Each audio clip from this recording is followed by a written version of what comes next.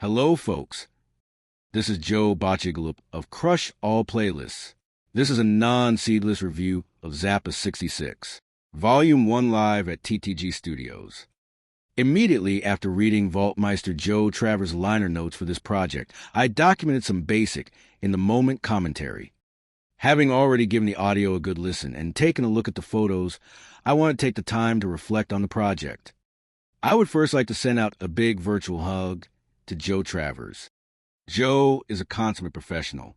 His work ethic, production, and performance achievements of Zappa's works is unparalleled. The imagination of the imaginer ponders the feasibility of the Shrine Exposition Hall, great underground arts mass ball and orgy and monster Halloween freak-off event materials will be part of future volumes.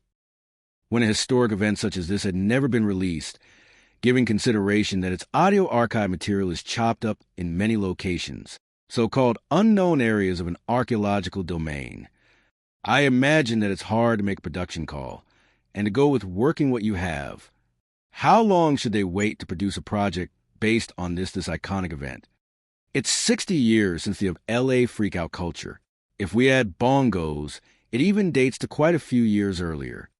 The Vaultmeister had been combing through Frank's vaults for 30 years when he wrote his liner notes for this project. At the time of his writing, only a portion of the LA sex in today's world/freakout at TTG Studios have been identified, and some songs were incomplete.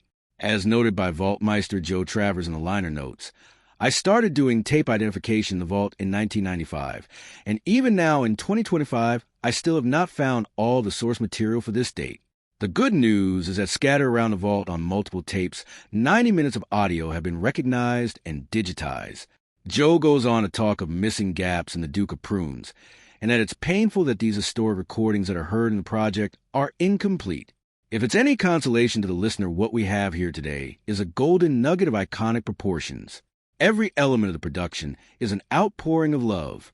60 years later, we can see, hear, and read of a historic event.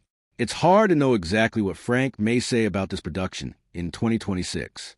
I tend to think more in a metaphorical response of well-known desires of Frank's. Imagine, if you will, Frank Zappa in the top French restaurant in Manhattan. He orders croque monsieur and what should be a perfect French red wine pairing. The sommelier brings him a single-barreled domain de la Romanée. The wine goes for tens of thousands of dollars. As someone else buys a 1945 and pays 20 grand for a single bottle, Frank might take a sip and says take it back. The sommelier brings Frank one of his favorite wines, Chateau Latour 1961, and Frank thoroughly enjoys eating his ham sandwich with his red wine of preference. Anyone else may have ordered what may appear as far more adventurous menu selections, served with their idea of a perfect meal. It's up to us to find the right wine and savor this artisan meal. For my taste, the relaunch of alternative records has delivered nirvana. Thank you, Joe Travers. However denied, whenever applied, a lever is never forever. Frank Zappa.